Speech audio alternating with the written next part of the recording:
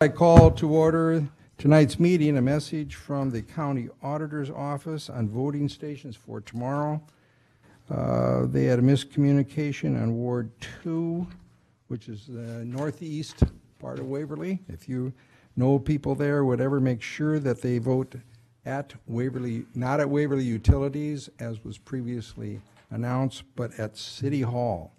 So to reaffirm, 1st Ward, City Hall, 2nd Ward, City Hall, 3rd Ward, Fire Station, 4th Ward, Redeemer Lutheran Church, and 5th Ward, Bartles Lutheran Home. These have all been verified. So that's the official word. I call to order the Waverly City Council for November 6, 2017. Let us rise for the Pledge of Allegiance.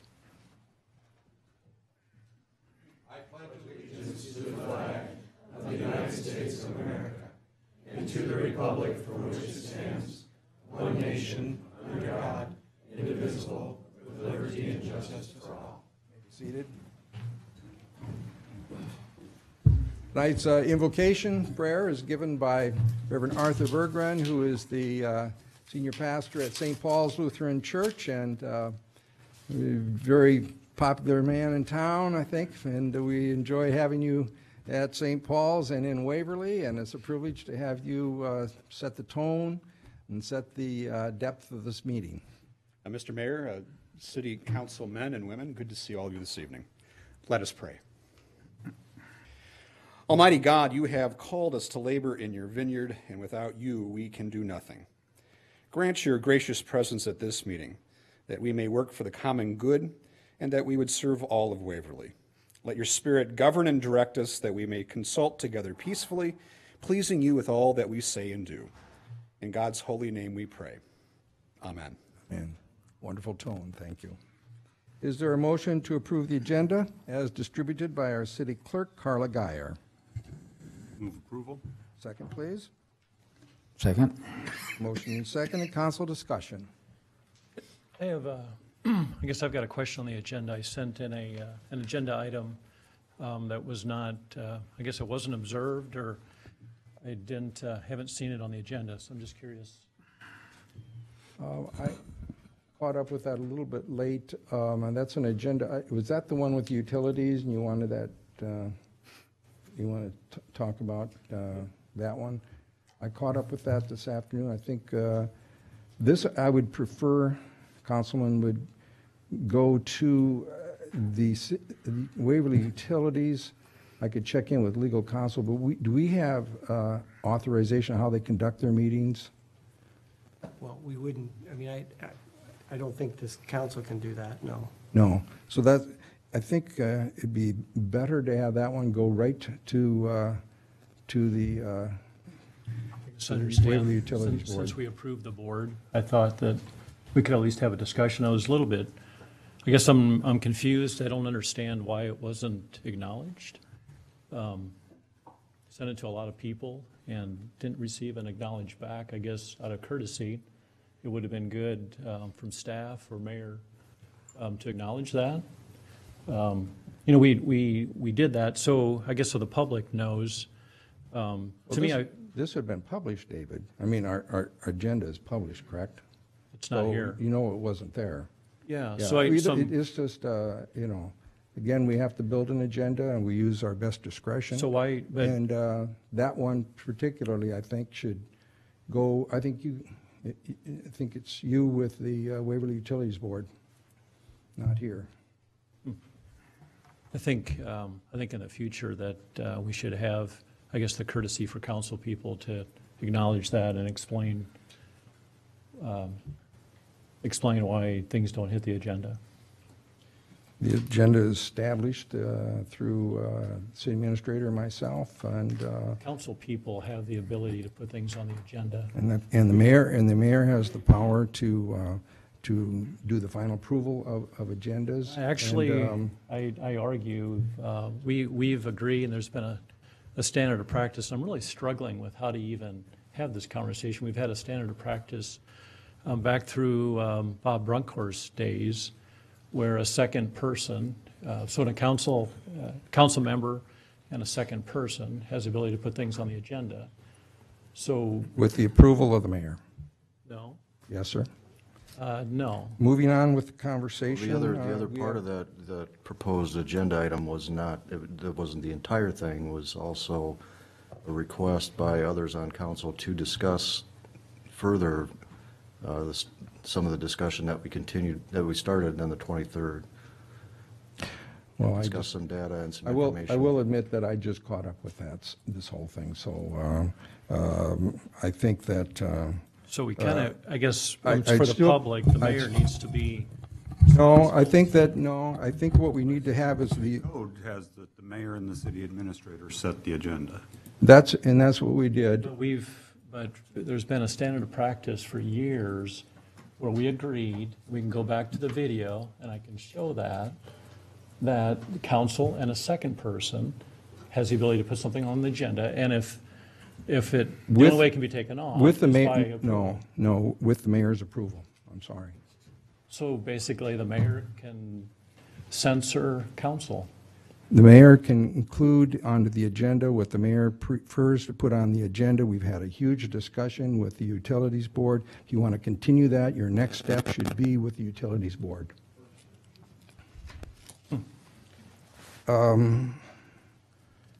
We have before us the agenda. We are at a motion level. I can't remember, did we motion it and Angus second it? motion. And do we second it? Second, if we need one. All in favor signify with yes. Yes. No, No? carried. Is there a motion to approve the October 16th and 23rd minutes, also as distributed by our city clerk? I move approval. Second, please.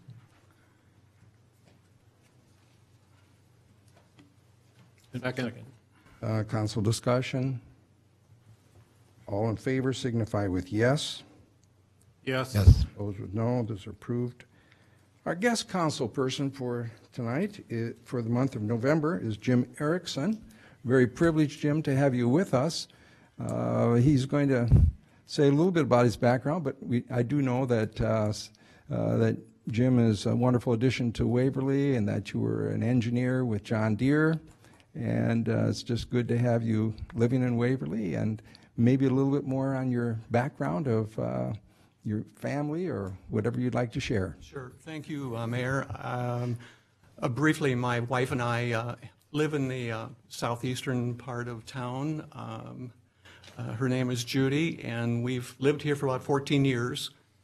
And prior to most everything there, I had spent 3 years active duty and then 29 years National Guard. And simultaneous with that, I had spent about 6.5 years on the police department in Cedar Falls before I got more of a humane type of job with John Deere.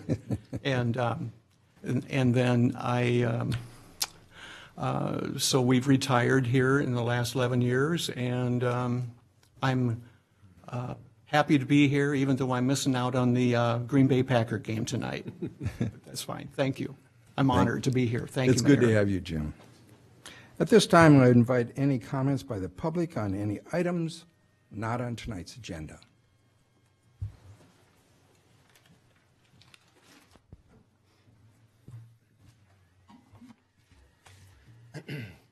Good evening, Mayor and Council.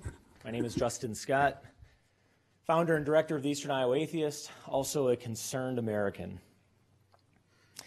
I want to remind everyone that this was yet a meeting led off with another divisive and uninclusive invocation. This is something that I brought to your attention back in April of 2017. The talk around Waverly and Wartburg is the Reformation, the 500-year anniversary, and Martin Luther. Now, I am no religious scholar or historian, but I can say that Martin Luther changed the status quo. And in a small way, I was hoping to accomplish the same thing. Don't worry, Mayor, I'll be nice and quick. I saw you looking at your watch. Okay. Martin Luther apparently had 95 theses pinned on a door where he challenged the status quo. I don't have 95 theses, but I have 154 days since the mayor promised a more inclusive prayer policy. So far, that hasn't taken place. Back in June, we had a Muslim student from Wartburg deliver an invocation. At this moment, I was cautiously optimistic about what the future held. Tonight, we were led off with yet another Christian invocation. It is as if all of the activism I did before never took place. This is not due to a lack of effort on the part of any atheist citizen inside of Waverly.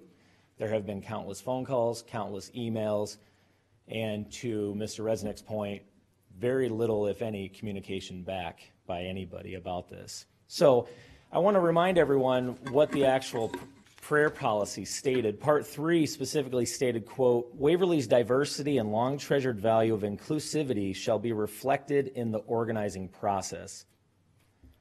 Again, 5 Christian prayers, 1 Muslim prayer, no atheist or other non-Christian invocation included in that. What part of inclusiveness are we missing here? I realize this is an election time. There are a lot of people running for city council and mayor spot that are talking about Waverly values. They're talking about what kind of city this is. They're talking about what kind of city government is going to lead this city. And as of right now, it makes me wonder, how inclusive will this city government continue to be or try to be, or will they go back to reverting to the status quo? Lastly, this speaks to American values. I have reached out to the mayor. I have reached out to the mayor's office. I have requested repeatedly for an atheist to deliver an invocation. This started off as an atheist issue. That's how the media portrayed this. This is now an American issue. Does this government want to represent all citizens or just the Christian ones? So, in conclusion, just like Martin Luther, I'm seeking more than lip service. Only now it's about inclusion. Thank you. Thank you. Other comments by the public on any items not on tonight's agenda?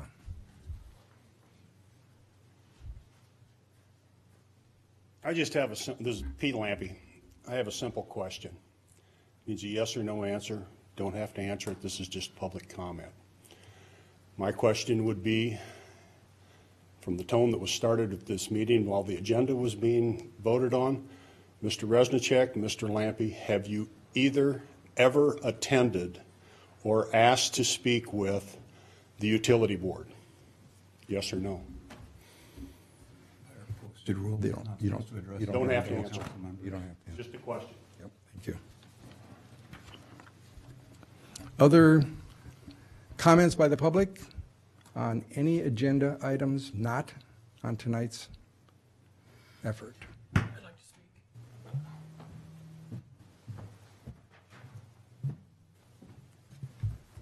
speak. So, Mayor, Council, I'd like to speak as a citizen tonight. So, several of us brought forward to Council a policy to help with transparency in Waverly Light and Power. There's been too many editorials in the paper, too many discussions of how people have been treated.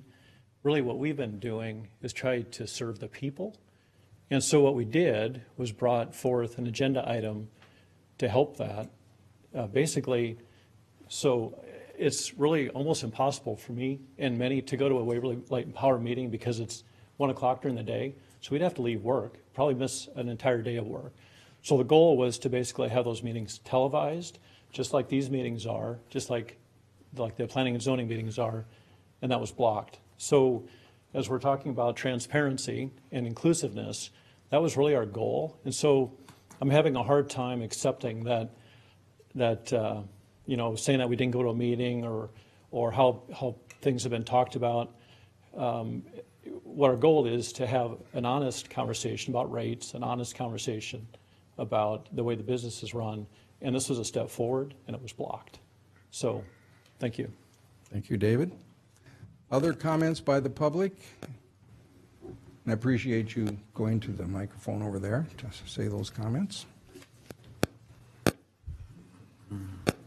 My name's Doug Mraz, and just on, I guess, the same area of Waverly Light and Power, I know that when Diane was in charge there, I began to have conversations with her about the inverted rate structure.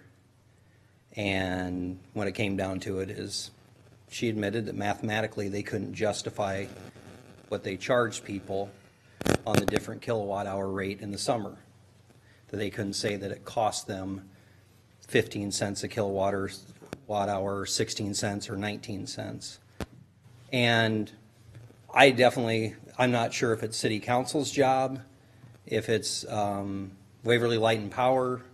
I've had numerous conversations with Mr. Atkins, one conversation with Daryl, and it seems like I hear a little bit different story all the time.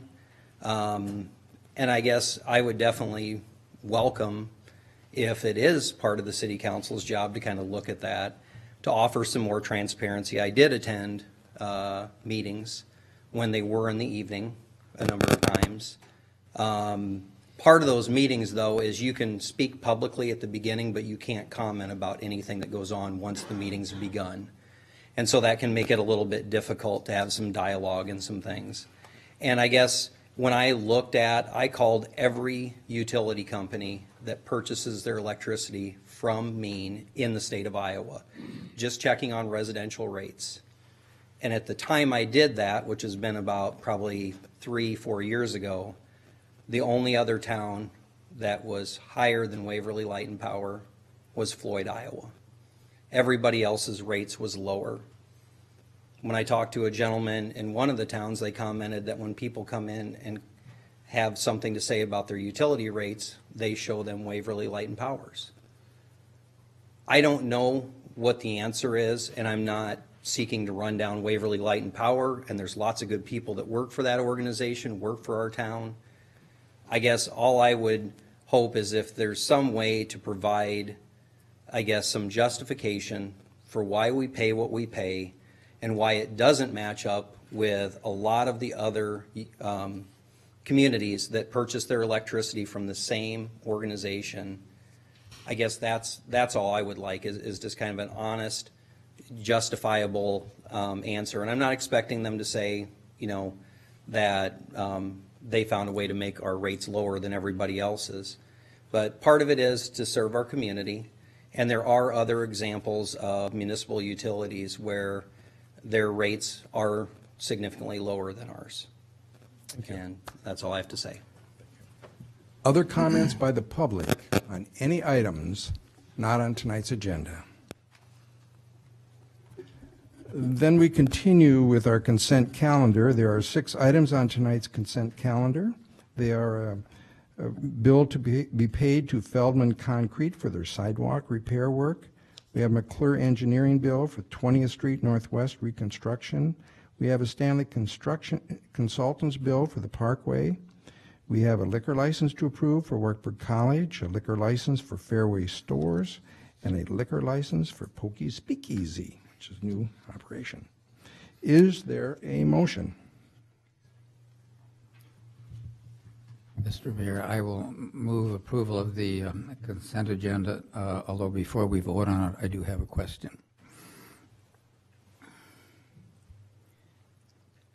Is there a second? Normally. My question is the last item, liquor license for Pokey Speakeasy. I'm not paying much attention, but I don't know where that is. Is this a new? Yes, sir, it is a new company, business.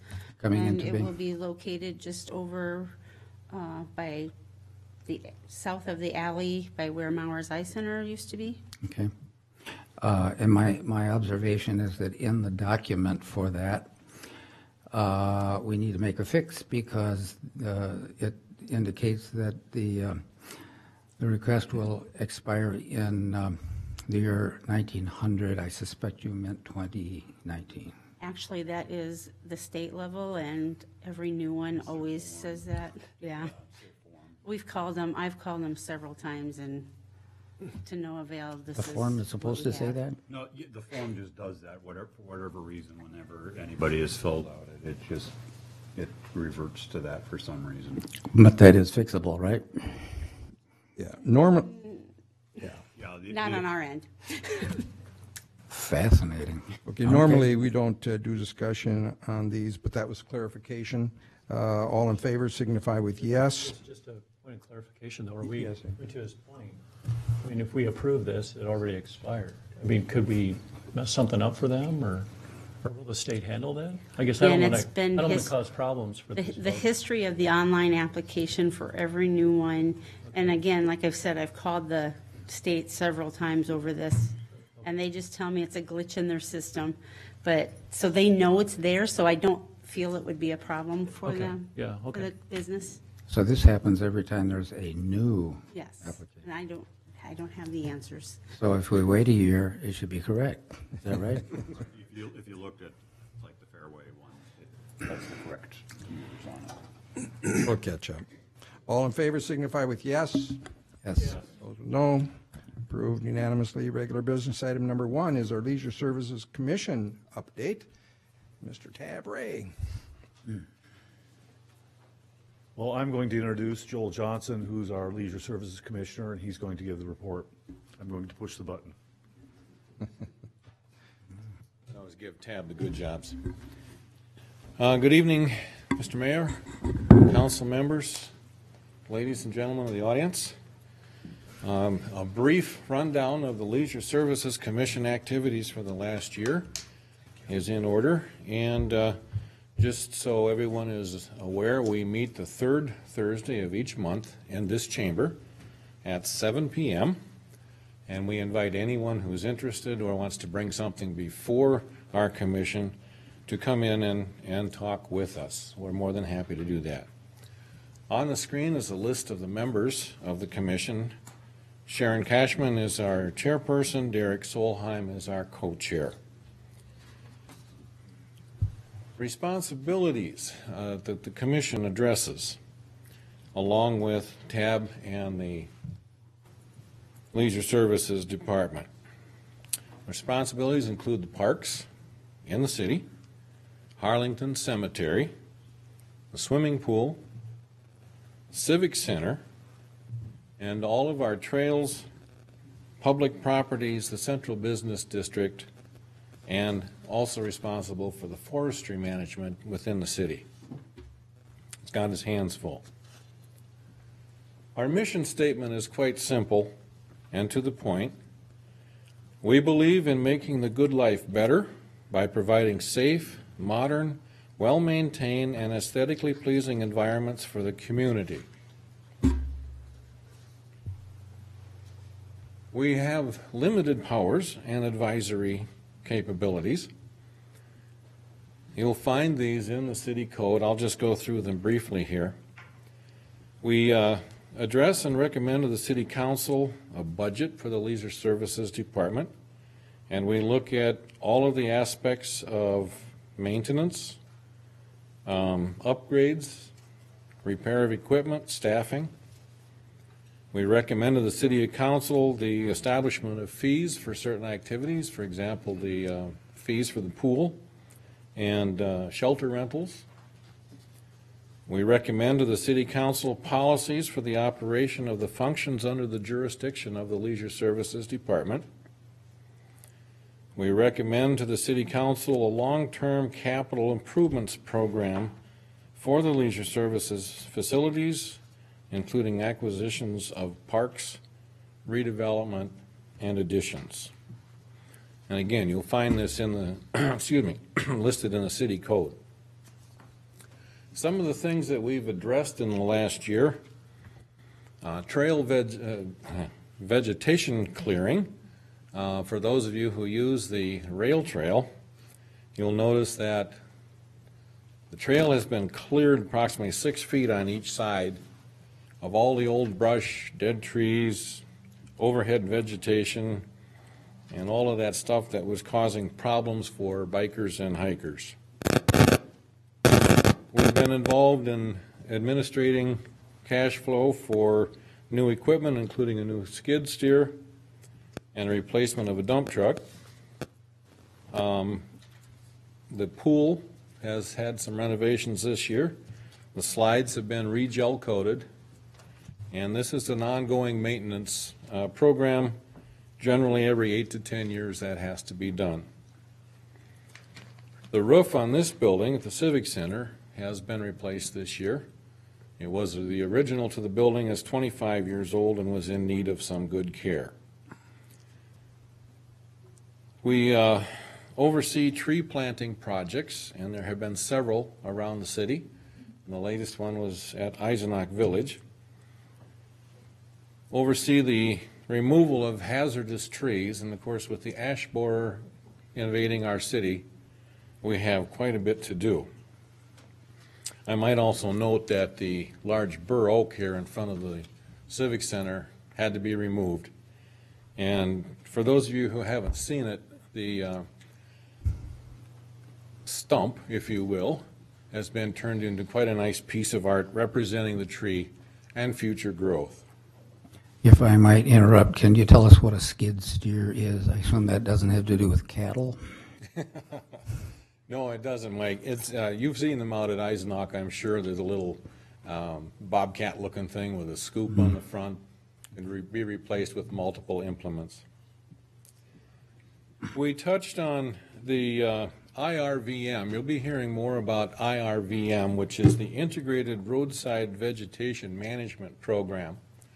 And this plan is registered with the state of Iowa, and we have received a small grant this year from the Living Roadway Trust Fund, and TAB's crew has used that money to purchase what they call a throttle limiter, which is basically a cruise control system that can be mounted on sprayers, mowers, and such to help with the maintenance of roadsides.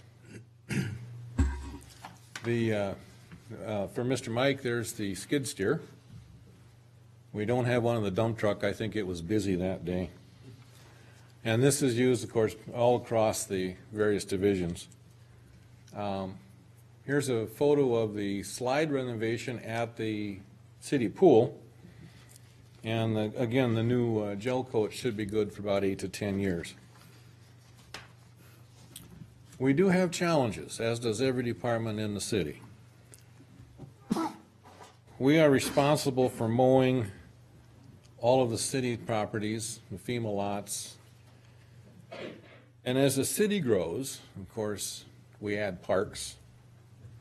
And that's putting a good strain on the resources, both material and human. We have to address shortly the ramifications of the change in the fare operating off of Memorial Park. And we have been talking about that for a year or so, coming up with ideas as to what may or may not be feasible. We put some dreams on the list. We put some practical things on the list. And as the lease with the fair comes closer to its end, this will be a big item for the city to discuss. Also included in that park, of course, is the Kids Kingdom, and that is becoming an issue not only for ADA, but also for structural integrity. And so we will be addressing that in more depth. Do we go to big dollars to repair it? Do we go to big dollars to replace it? How are we going to address that? And probably will be addressed as part of the remodel or rework of Memorial Park. The swimming pool is 50 years old, and excuse me, it just kind of keeps chugging along. And this fall we had to remove one of the big circulation pumps and send it off for repair. So hopefully when that comes back next spring, we'll be in good shape for another year.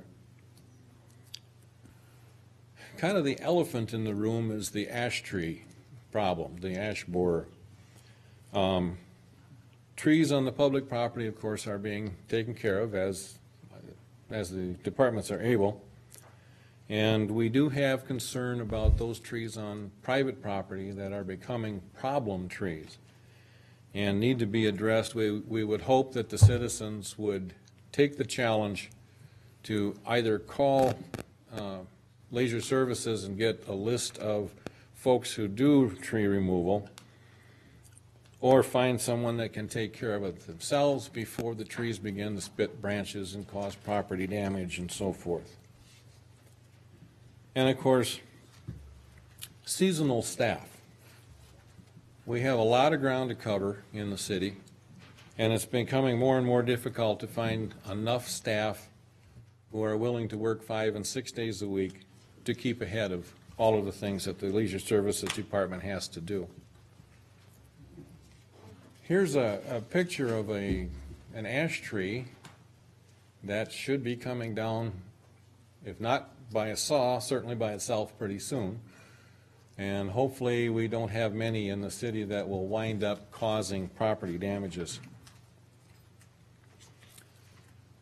To address the future just a bit, as I mentioned earlier, the vegetation management program is going to be implemented, and that will become a budget item in the 18-19 budget.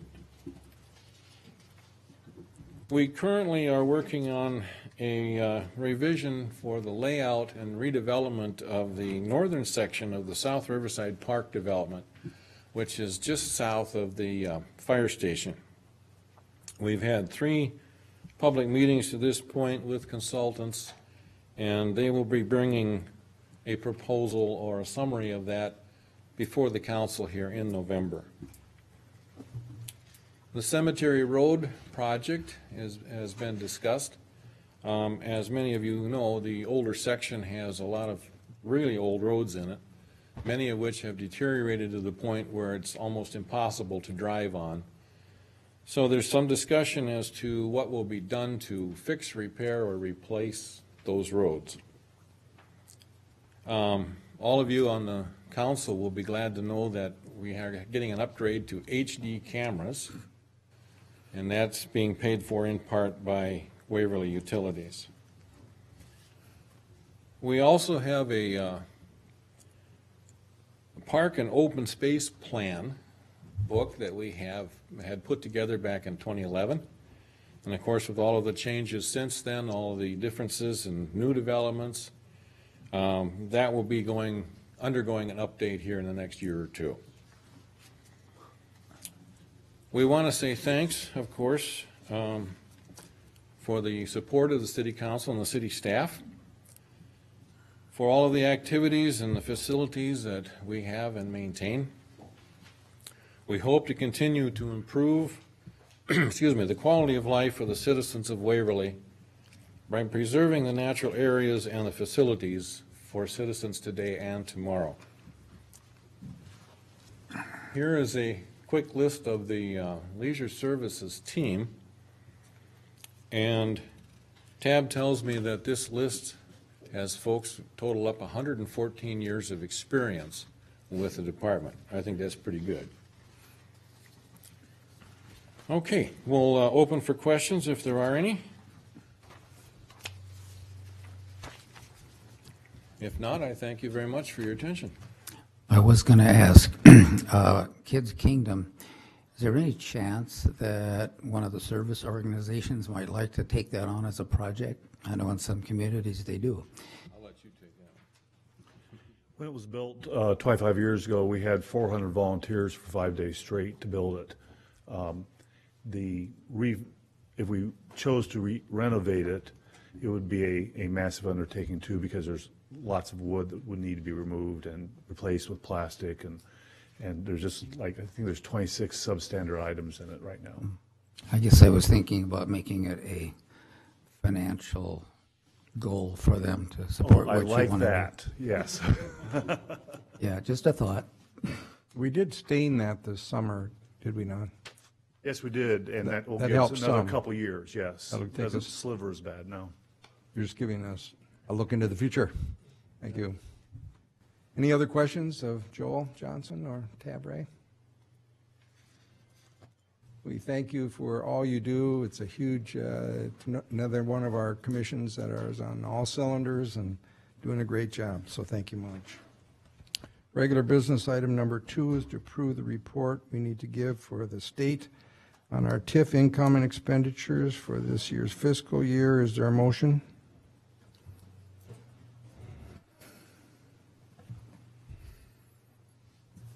Move approval of this fiscal year 2017 State Urban Renewal Report. Second, please. Second. Council discussion? Public input? All in favor signify with yes. Yes. Opposed with no. Unanimously approved. Regular business item number 3 is a review of the railroad crossing improvements on both 20th and 5th Avenue. City Administrator, do you want to turn that over to Mike, or? Yes, sir. I know Mike's prepared a kind of brief presentation, kind of walk through what we're looking at and some of the cost issues we're facing with that area as we look at the first phase to get started. And depending on priorities from the council and budgeting this spring, we're hopefully going to have a few options to how we can progress forward one way or another. But again, council will determine that. So with that, I'll let Mike go ahead and run us through kind of where we're at and what we're looking at. Thank you. Yes, sir. Yeah, so following the October 23rd presentation, the discussion was if there was a more manageable project, a smaller project that would fall more in line with what our budget discussions and expectations were from this past March. And so we looked at what are the most important things to accomplish. We already have a funding and project agreement with the Iowa DOT and Canadian National Railroad to do the crossing gates and signals at 20th Street. What we feel is an important project to accomplish in conjunction with that are to do the roadway improvements that would be at those railroad crossings. So we look at the area 150 to 200 feet on either side of the railroad tracks as the important area to accomplish and coordinate with the railroad crossing gates and signal project. And when looking at that, McClure Engineering went back and prepared a detailed cost opinion of what that work would entail.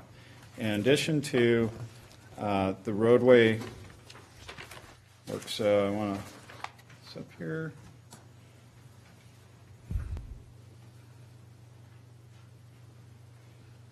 So this is 20th Street Northwest. South is to your left, north is to your right. So I'll fill, yeah, I guess it'll fit that way. So we can do that. So you have your main line track and then the spur line that goes over to Nestle. These are the two railroad crossings, and we looked at a project that would complete roadway, sidewalk, water main improvements, and get clear outside the railroad corridor. We feel that that is an important piece of work to accomplish, and that it would be coordinated with the crossing gates and signals at this location. Now, we talk about when dealing with railroads, we kind of like to package the work. And so on 5th Avenue Northwest, the roadway approaches to the railroad track are deteriorating and at the point where they need to be replaced. So we'd like to incorporate the 5th Avenue approaches as part of this project. And in doing so, that project cost does fit with what had been discussed last March of about $1.5 million. And this does include the $279,000 in state funds that would be used for the crossing gates and signals on 20th Street Northwest. So, Mike, you're talking about the railroad crossing on 5th east of Bartles, is that right? That's correct.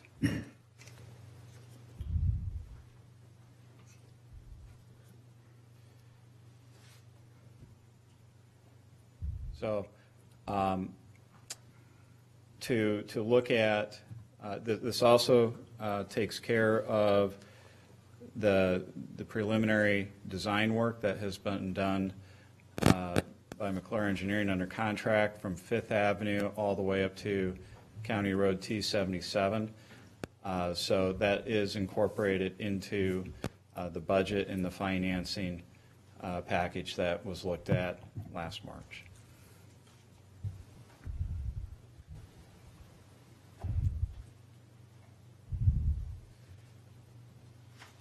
The tentative timeline would be today we're at November 6th, which is to review the partial Phase 1 project, which would complete the railroad crossing improvements. So again, this would be roadway, sidewalk, water main improvements that are about 150 to 200 feet on either side of the tracks. And it would also include the crossing gates and signals at 20th Street. November 16, the City Council has a strategic planning session, a pre-budget meeting to discuss capital improvement projects, as well as to give some insight and direction as to how we are developing our budget process from middle of November through March. And so then if on the 20th, we'd look at coming back to the council for formal authorization to proceed with developing an engineering agreement and begin proceeding with some of the acquisition parcels that would be necessary in order to be able to complete a project. December 4th, we would have the professional services agreement before the council for approval. This is starting to get time sensitive, that in order to be able to coordinate the work and have it completed next year, along with the crossing gates and signals, we do need to initiate the project very soon.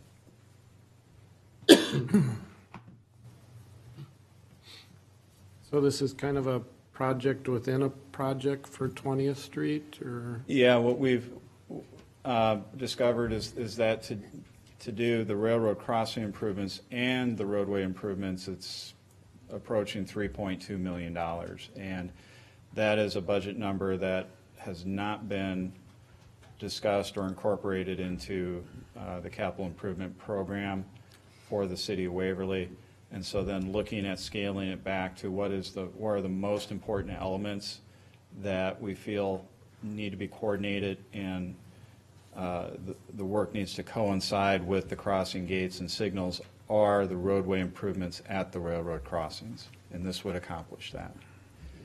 Tim, I know you've been at meetings with them. That seems to be the section of road that's most problematic, or? Well, certainly the railroad crossing is a concern, in that 20th Street as a whole is a concern because it's fairly narrow and it's got a pretty good crown on it, as it started off as a county road initially, and so there is concerns there about the whole length of it. But if this is breaking it into two, you're talking maybe 2018 for the railroad and 2019 for 20th?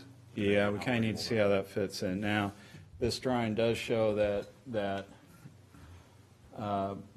where the project ends, we're getting to be within throwing distance of Ninth Avenue, and so we may be able to look at extending it another couple hundred feet and getting to Ninth Avenue, so that while this is under construction, they would detour around to the north, and then at the point we would do like a Part B project, they would be able to use Ninth Avenue and go south. Well, that would be a nicer option, to only have them closed off once where they have to go. Exactly, not having to do temporary construction accesses. Yeah. And is it the case that if we put gates in at the two railroad crossings, we're talking about gates that would close both of them at the same time? You know what I'm saying? You would enclose those two crossings with one set of gates? No. No. They're far enough apart that the railroad is saying there will be two sets of crossing gates, and only the crossing that's being used will be activated. So if you have a train that's coming down the main line, only the main line crossing gates will close, not the gates for the spur line. if they are delivering rail cars to Nestle, only the spur line gates will close. It has to do with they're just too far apart to have one set of gates. Additionally, in between the two railroad crossings, there is a driveway that services the Wartburg athletic fields. So. Well, that makes sense, but I'm sort of disappointed to learn that. You asked a very valid question. It was one that we brought up as well, and that was the explanation we got.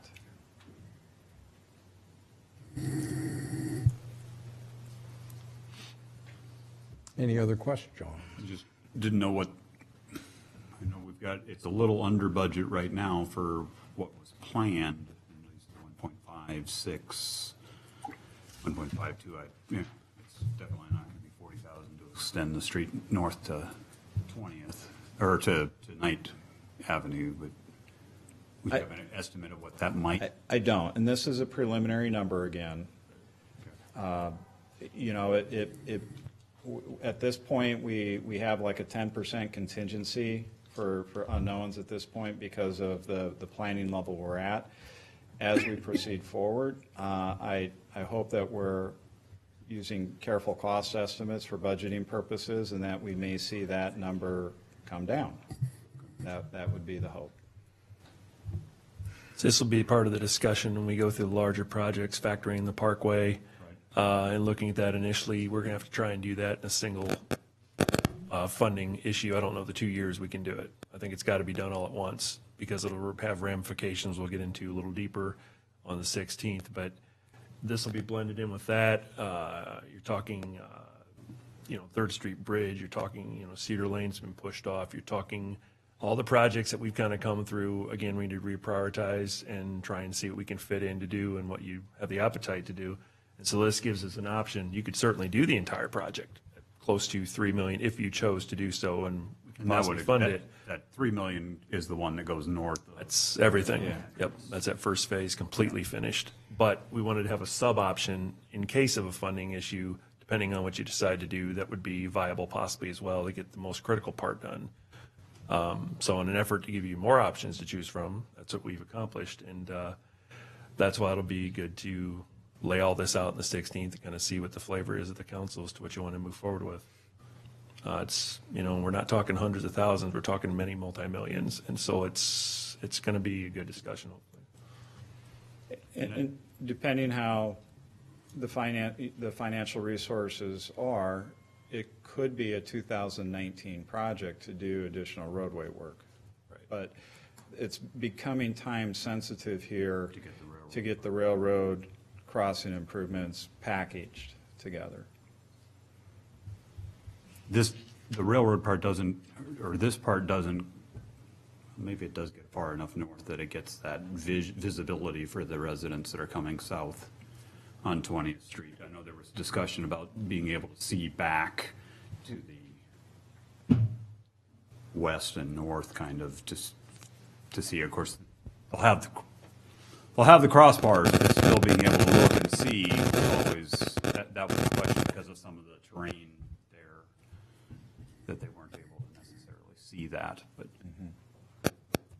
and then the other question I had with that extension just to the night, I know that was a question that was brought up at the last meeting that I was at that talked about the slope of the hill or something like that. That was why they wanted to go just north of that entrance. Tie that in so it's not such a, it's all being so they don't end up looked with a at. ramp type of a. Exactly, and on your profile sheet down below, the dash line is the existing roadway profile, and the solid line is the proposed, or, excuse me, I got that reversed, I think. The darker dash line is the proposed future grade. The lighter dash is the existing, and then the solid is where they're showing the existing improvements ending. So they were looking at having the concrete pavement stop at the match point between the fill and cut. Oops. There we go.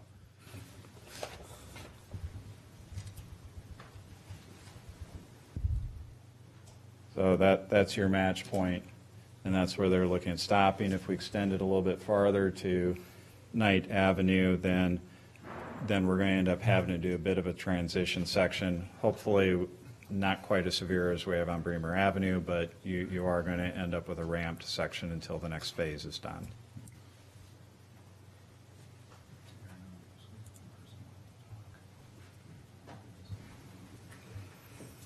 So are we looking for a head nod to keep pursuing this, or? Not yet.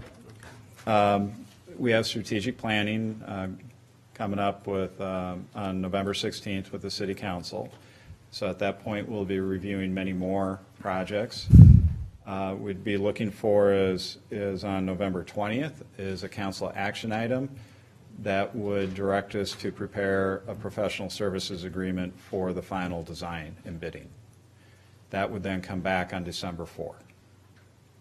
So we're looking for head nods on the 16th. Not yet tonight. No vote. So, Yeah. correct. Thank you, Mike. Mary, French, anybody would like to, from the concerned citizenry from Eisenach Village, like to share some words here before we close? It's Mary French, 1902. 1902 Knight Avenue in Eisenach Village. I'm coming here tonight representing the Eisenach residents. I'm the chairman of the Residents Association. And if you were at the study session 2 weeks ago, you saw we had 15 residents and concerned other people here that were very interested in this project.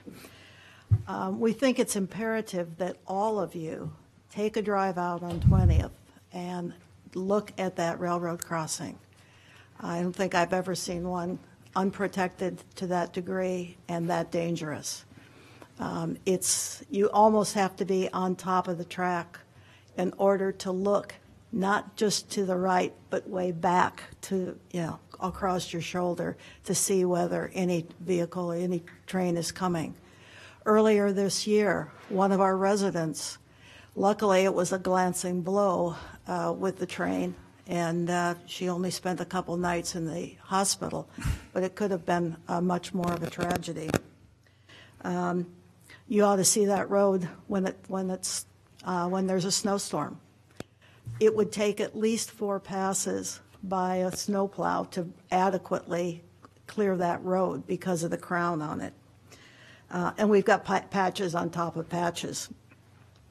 We've seen comments recently that indicate that it doesn't impact enough people. Well, the question we have is how many people do you need? We have at least 60 units, houses that are impacted by this, as well as 13 more that are under construction. In addition, there are at least 125 people daily accessing Bartles to get to work. This isn't a low-impact road.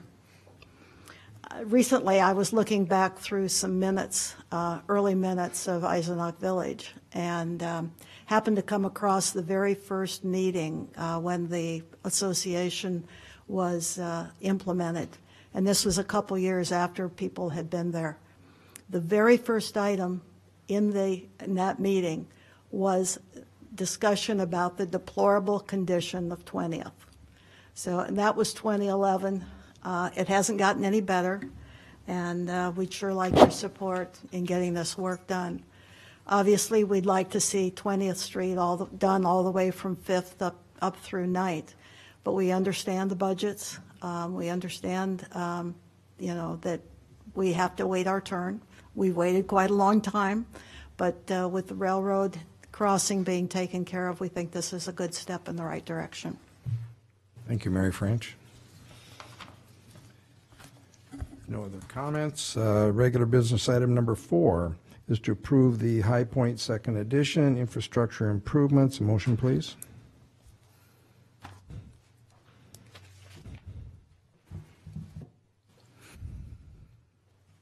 I'll move approval of Resolution 17-131, Resolution accepting the public improvements of infrastructure for High Point Second Edition for the payment of $40,000 to Waverly Real Estate LLC of Waverly, Iowa for the installation of sanitary sewer and street, with the remaining $6,000 balance to be paid upon satisfactory completion of the realignment of the east driveway into the cemetery. Second, please.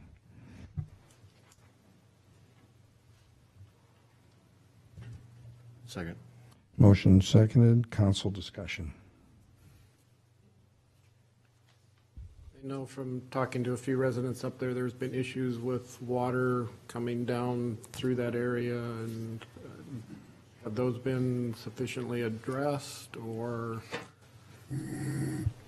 Like down the streets and the sewer mains, or like in the waterway, the yards, et cetera, that whole? Take it more as surface water, and it comes across the street and hits folks that are on the south side of Second Avenue there. Yep. Or north side of Second Avenue. Dan, the short answer to that is yes. The long answer is that there's 3 homes that are under construction. 2 are nearly done. 1 is still in the process. There's another 11 lots, I believe. A lot of our issues are being created by home builders. And so as additional homes are being built, whether it's in this subdivision or other subdivisions, that will be an ongoing challenge and discussion for city staff to be engaging with developers, to making sure that we are not just managing runoff, but preventing erosion, whether that's washing into adjacent developed property or whether it's washing into the public street and getting into the storm sewer system. Notice that he's taking down trees on that north lot. Is there going to be a retention area incorporated into that also, or? The north lot on the, Not in the current subdivision, but a couple of lots to the north side of Second Avenue. And yes, there is a stormwater management plan for that development as well. Yes. been a concern of residents there on 9th Street for the whole project, and just need to Absolutely. keep an eye on it, I guess. And a lot of times erosion control is in place, and then it rains. And it can wash them out, take them out, and then you got to make sure they get reset. And so it's kind of a challenge to keep monitoring, keep making sure it occurs. And it's something we're going to try and step up and do a better job of, so that does prevent that. Because we did have quite an issue with that last year. And I'm glad the expansion of the building is happening, but we have to be responsible to everyone around there. So we're going to definitely try and stay on top of that more and make sure that the erosion control is put back after it's tested. Because some of it does fail once in a while in the heavier rain. So we'll certainly do that. I do appreciate staff's attention to the Elsa Miller property and taking care of that catch. Turned out really nice. Glad that went well. Public input on this? Roll call vote, please. Kangas. Yes. Lampe. Yes. McKenzie. Yes. Resnichek. Yes. Scherer. Yes. Resolution 17-131 is unanimously approved. Regular business item number 5 is the final reading to approve the new plan development district language. Again, this is the final. We've discussed it many times. A motion, please.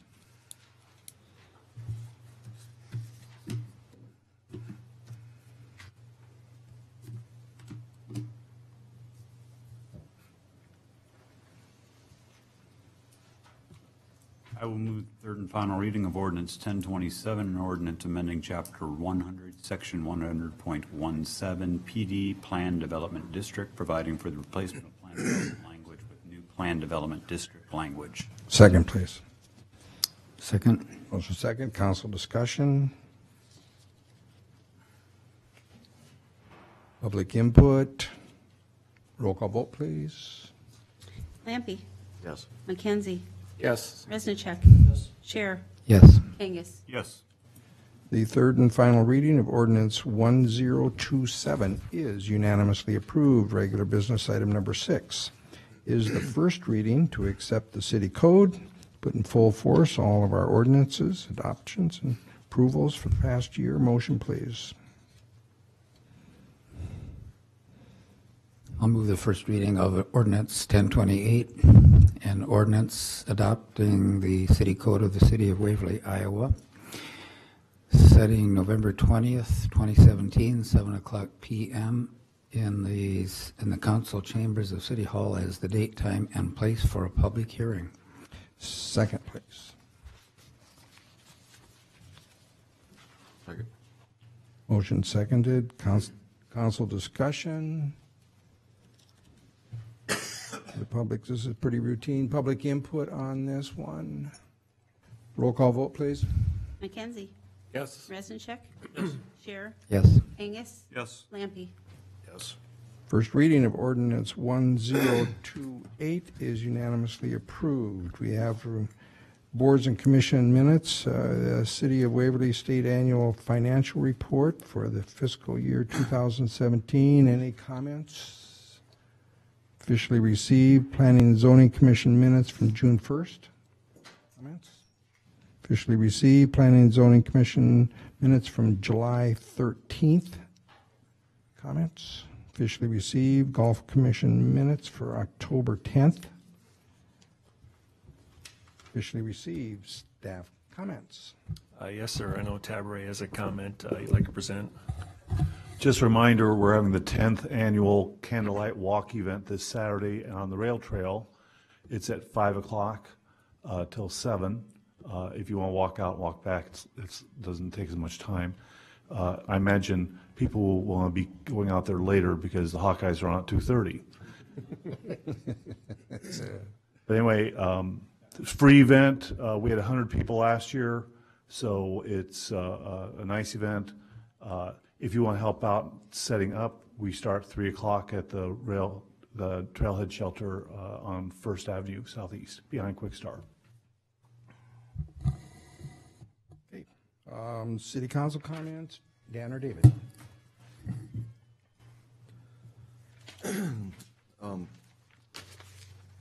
I'm just confused, I guess, as why the Waverly Light and Power was had the approval of the mayor to speak on their behalf and present their data, and we are not allowed as council to challenge or hold accountable or add clarity to those same points. I guess I'm just curious who the board of trustees is accountable to, because they're not under council. They're told that we're not under council oversight. Apologize, my voice is starting to go. We're not. You're saying that we're not under. The mayor appoints the board, but it provides no oversight, and we're not under the jurisdiction of the Iowa Utility Board. And the only real communication or resource that the public has is a website, and to dig through the wide amount of data and information that's out there as far as spending and that kind of thing, the minutes and the trade accounts. I have reached out to the CEO on multiple occasions, and it seemed as though I was obviously bothering him, and I offered a little bit of resistance, in my opinion. The information that I did get, I did have to force out. I guess what I'm just looking for is a little bit more transparency and clarity on exactly, and hold them more accountable, exactly what our electric money is being spent on. So I'm sorry if they take it as we're attacking them, or that our motives are more than just honorable. I guess is more along, as Dave said, speaking from the public, and that's who I guess I was elected to represent. And this is a big part of what it costs to live in Waverly. So, yeah, I apologize for my voice, but Fine, you were heard. I'll comment later. David? I just want to, kind of the same, and I won't belabor it, I just kind of want to show something.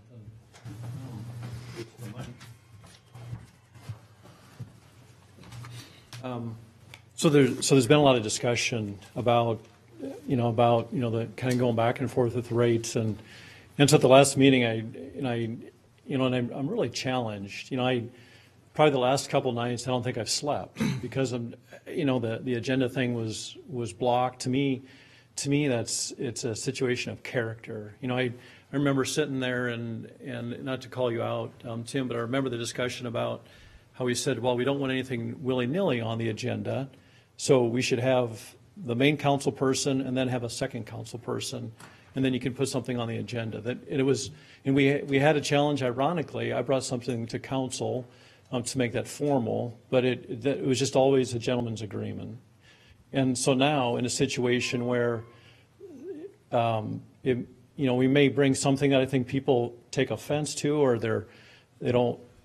I guess they can't handle the truth, or they're just afraid of what we might say. It gets blocked. So in good faith, I want to show you.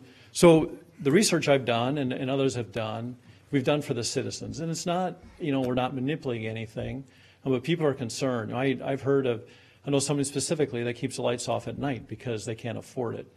Families tell me that their utility bills are $600 and crazy. So we're really fighting for the people.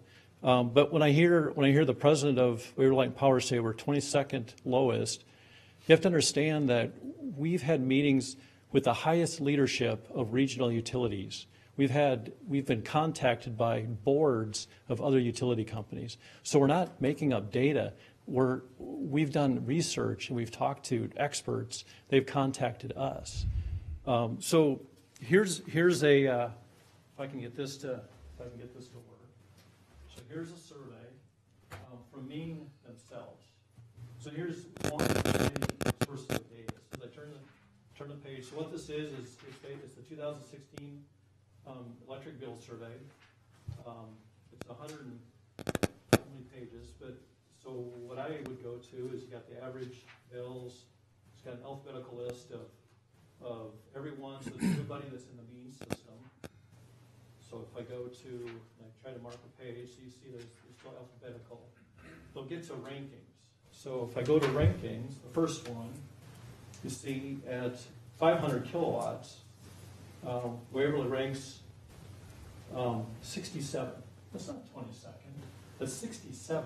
So if you understand our tiered rate schedule, it starts at 10 or something and goes up from there to like 18 cents. So the lowest possible rate a citizen can pay. We rank 67. So what I've done is captured all the utility bills from all the residents. Okay, just so we're comparing apples to apples, I believe the 22nd dealt with in Iowa, not nationally or not within mean. The 22nd rate was national. You're showing us 67th, but that is including, I see Nebraska, Colorado, North Dakota, Wyoming. So this is a data point. So this is all mean customers. So in Iowa. So you can't really say 67 is greater than 22nd because you're talking about different numbers. I'll tell you that. In Iowa we're worse. Okay. And 22nd? Than this. So let me finish. I'm not arguing here. Well, I'm just apples to apples here as opposed to apples to bananas. What have you brought tonight? I didn't need to bring anything. Okay. So 67. So if you go to 1,000 kilowatts, we're 94th. And that's about average Waverly. That 1,000, I think it's under 900 or so, kind of depends. So if you go 2,500 kilowatts. So this is where a significant amount of the citizens lie, and that's where I'm hearing the concern is the people that, so we're second to the top of all the mean. So we buy our power from mean, and all these buy their power from mean. Why are we second from the top? So I guess that was my point, is that's why when somebody comes and says we're in the middle, we're 22nd from the lowest. So that's where we're coming from, is the data. And this is just one of many surveys. It's not our data. It's published. Mayor, it seems like we agreed not to have an agenda item on this, but it seems like we're getting a presentation on it.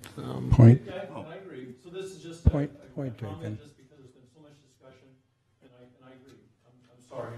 So that's why I believe. I see it being a little hypocritical here. This is certainly a passion for you, but I was the third person to ask for an agenda item that you and Wes brought forward on use of city emails. I provided you information for that, and it hasn't shown up on an agenda, so why aren't you irate about that one? I decided not to bring it. You can bring it. You weren't offered to be the third. We Okay, decided not to bring it. I'd just not go back and forth. So- but so It wasn't offered. I did It was give you a the group privilege, email David, of doing to that, everybody and, that you were okay. condescending people for using the wrong email. And I said, yeah, let's bring it to the attention. Let's put it on the I'm not even agenda. sure. But when I'm I not gave sure you what that the topic is. examples of where you were using your John Deere account, all of a sudden it became a Okay. non-issue for you. Dan, no, David, I don't, Not we sure what don't, that is. we don't need that. So anyway, my goal is to respectfully bring this back to council so we can have this discussion. And I'll make a So- comment later on that one. Tim? Well, I guess responding to that, again, I didn't bring it because we've gotten it from Daryl, and that's the apples comparison. Now we've got pineapples or bananas or something coming out here, because Daryl was talking about within Iowa in the 22nd ranking, and now we've got all of Maine, which doesn't include all of Iowa. It doesn't, it's That's all- different. It's a that's different all Just a comparison. minute, just a minute, Dave, go ahead, Tim. Yeah, but all Maine customers aren't all Iowa customers, and all Iowa customers aren't all Maine customers. So you're not comparing one to the other. It's the same as taking, tail numbers off of a plane and saying, well, we're using the same tail number, and, could be 5 different people flying a plane that they rent from there, or they share ownership of, and you're calling it as one person, and it could be more than that for registration. It's manipulating statistics in a way that is deceptive to the public. Daryl is specifically saying this. You're saying this among Maine. Yes, we are higher among Maine, okay? Maybe why that? Are we the furthest from the generation that it has to get to us the furthest, so we pay more for getting it transmitted? I don't know on some of those answers. That's something that maybe we can ask on specifically for the Maine customers. But my concern with what happened at the last meeting was the tone, the condescension and the direct assertions that were being made about a public official, and that have been stated in other forms as well, calling into question integrity, et cetera, when that is not an appropriate, we are not a trial, jury, et cetera up here. That's not our role. Okay? So that's my concern there. And again, with what was presented tonight, that is totally different set of statistics and groupings than what was presented previously. So you can't compare the two because they're coming from different sides. So Just a minute, I don't want to go back and forth. Yeah, Anything yeah, more? so I don't I want to can- go back and forth. Let you speak. Go ahead. That's just my So concern. I will defend myself here, so. No, I'm no. sorry, but we're really We're not shouldn't gonna even be do talking this. about this. So, This is not on the agenda. no.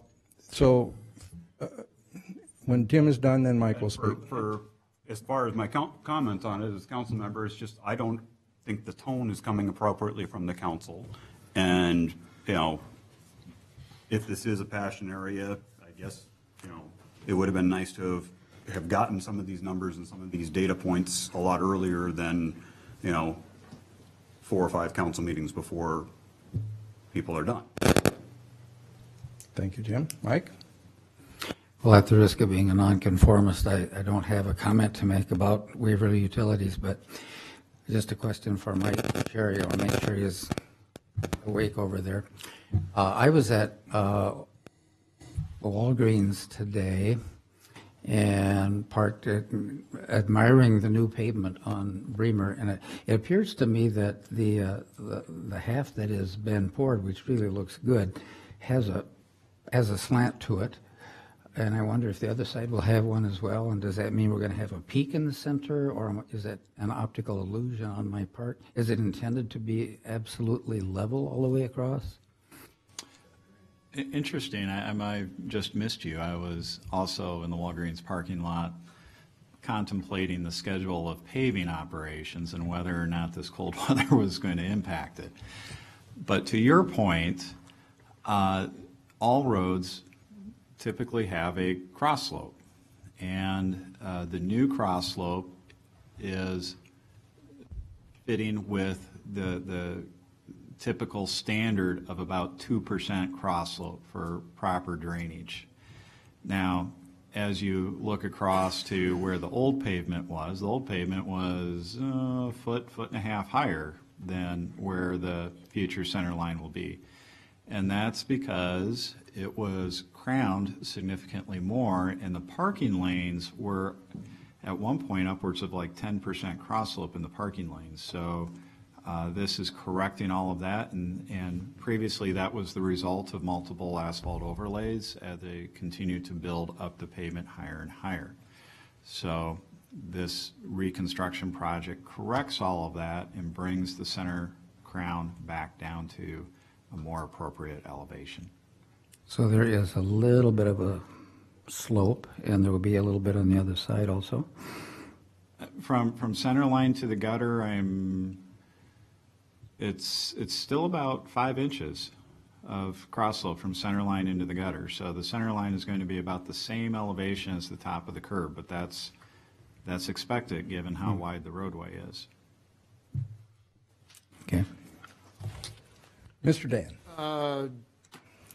Just encourage folks to, if they haven't already, take the time to vote tomorrow.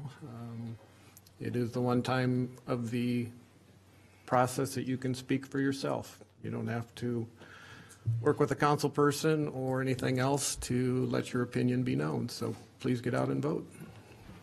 Thank you, Dan. Mr. Jim Erickson, any comments that you have at the end of this meeting? It's been very interesting. Council at work.